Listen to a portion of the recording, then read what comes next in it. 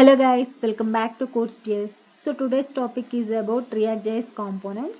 What is the definition for React.js component, syntax for React.js component, and what are the types present in components in React.js? All these concepts are covered in this video.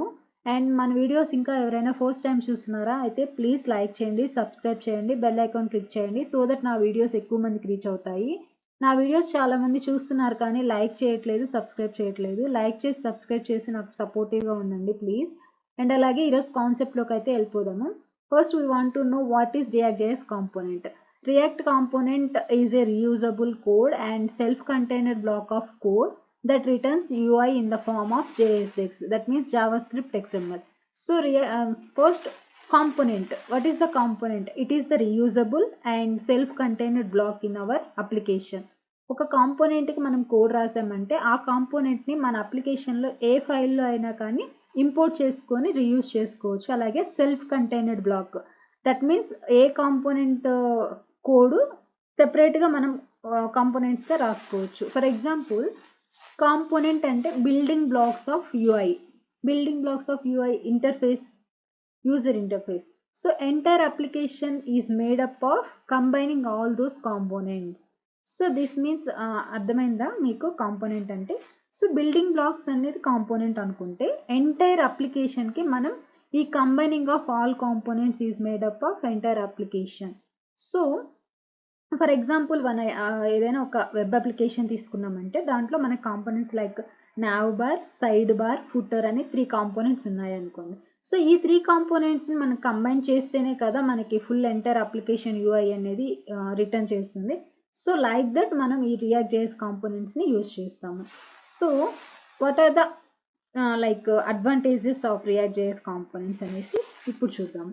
So React.js is the component based architecture అనే డెఫినేషన్లోనే ఉంది. So like component based architecture, that means reusable code where it is used in anywhere in our application, and components provides reusability. Main advantage is reusability. Write once and reuse in multiple places. Separation of concerns. Each component handles its own logic, design and state. Maintainability. Easier to update and debug small pieces than a larger app. Faster development. Multiple developers can work on different components at the same time. Scalability. Easy to scale projects, organizing code in components. So we have two types of React.js components. Those are functional components and class components. Functional components రీసెంట్గా వచ్చింది, అలాగే class component అనేది older method అనమాట. So ఇక్కడ చూడండి, functional component is the stateful and stateless with by using React.js hooks. So class component వచ్చేసి built in state అనమాట. So ఇక్కడ డెఫినేషన్ చూద్దాము. Functional component is A JavaScript function that returns JSX. It can be stateless or stateful using React.js hooks. So ఇక్కడ syntax చూడండి, function component name parenthesis and return method, return function ఉంది. So ఈ రిటర్న్లో మనం h1 ట్యాగ్ని ఇచ్చేసాము, hello world అని ఇచ్చాము. So arrow మెథడ్లో కూడా యారో ఫంక్షన్ యూజ్ చేస్తూ కూడా సింటాక్స్ రాయొచ్చు. Const component name equals to parenthesis, arrow symbol and tags. So simple example చూడండి, కాన్స్ట్ గ్రీటింగ్ అనే ఒక మెథడ్ తీసుకున్నారు, రిటర్న్ చేస్తుంది హాయ్ వెల్కమ్ టు CodeSphere అని రిటర్న్ చేస్తుంది. ఇది వచ్చేసి యారో ఫంక్షన్కి సింపుల్ ఎగ్జాంపుల్ అనమాట. అండ్ అలాగే మనం ప్రాప్స్ని యూజ్ చేసి కూడా రాయొచ్చు.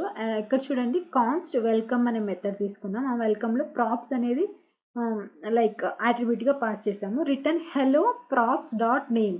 సో ఇక్కడ నేమ్ మనం పాస్ చేయలేదు. సో నేమ్ని పాస్ చేయడానికి నెక్స్ట్ చూడండి, welcome name equals to Latha అని ఇచ్చాను. సో మనకి ఏం ప్రింట్ అవుతుందంటే అవుట్పుట్ హలో లత అని ప్రింట్ అవుతుంది. So uses of this functional component recommended for most UI blocks, used in modern React projects, use hooks like useState and useEffect, ideal for stateless and stateful components. So functional component is best component used for our React.js projects in our nowadays. So class component అనేది old method అని చెప్పాను కదా.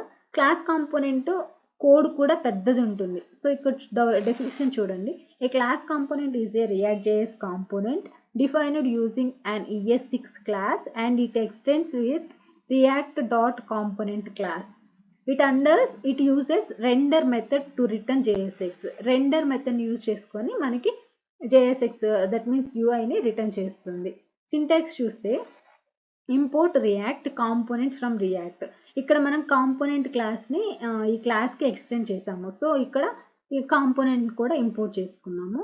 And అలాగే class component name extends with component and render మెథడ్ని use చేసుకొని మనకి output return చేస్తుందని చెప్పాం కదా. ఇక్కడ రెండర్ మెథడ్ లోపల మనకి రిటర్న్ స్టేట్మెంట్ రాసుకున్నాము హలో ఫ్రమ్ క్లాస్ అని.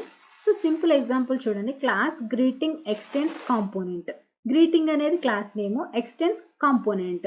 రెండర్ మెథడ్ లోపల h2 ట్యాగ్ తీసుకొని హలో ఫ్రమ్ క్లాస్ కాంపోనెంట్ అని అవుట్పుట్ ప్రింట్ చేస్తుంది. So by using props class welcome extends component render returns hello this dot props dot name. So ఇక్కడ class కాంపోనెంట్లో this అనేది కంపల్సరీగా use చేయాలి. This dot props dot name.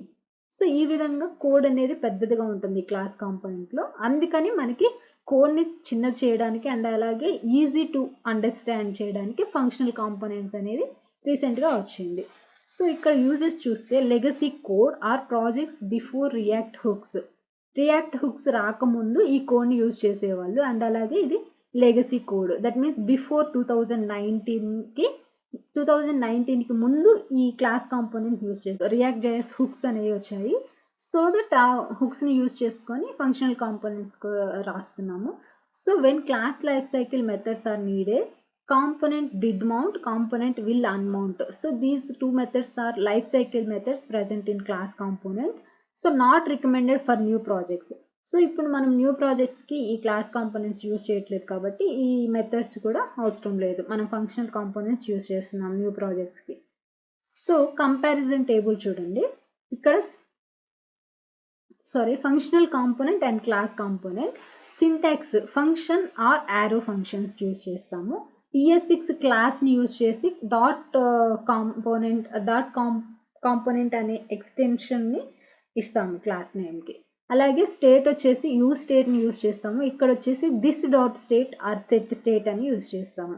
So life cycle వచ్చేసి use ఎఫెక్ట్ని use చేస్తాము. ఇక్కడ వచ్చేసి component did mount or component did unmount, will unmount, component will unmount అనేది మెథడ్స్ యూజ్ చేస్తాము. అండ్ అలాగే ఇది వచ్చేసి simple and here more code is there. Class కాంపోనెంట్లో పెద్ద కోడ్ ఉంటుంది. అండ్ అలాగే పర్ఫార్మెన్స్ వచ్చేసి స్లైట్లీ బెటర్. ఫంక్షనల్ కాంపోనెంట్ వచ్చేసి పర్ఫార్మెన్స్ బెటర్గా ఉంటుంది. క్లాస్ కాంపోనెంట్లో పర్ఫార్మెన్స్ హెవీగా ఉంటుంది. అండ్ అలాగే రికమెండెడ్ 2025లో మనకి ఫంక్షనల్ కాంపోనెంట్ని రికమెండ్ చేస్తారు. క్లాస్ కాంపోనెంట్ వచ్చేసి ఫర్ న్యూ కోడ్, అంటే క్లాస్ కాంపోనెంట్ ఓల్డర్ మెథడ్ అని చెప్పాం కదా. సో సమ్మరీ వచ్చేసి component a self contained UI building block in React. And why use components? Reusability, modularity and maintainability. Types వచ్చేసి functional and class. Preferred type వచ్చేసి functional components with hooks. So this is our today's video. ఈ video మీకు నచ్చినట్లయితే please like చేయండి, subscribe చేయండి, bell icon click చేయండి. Thank you for watching.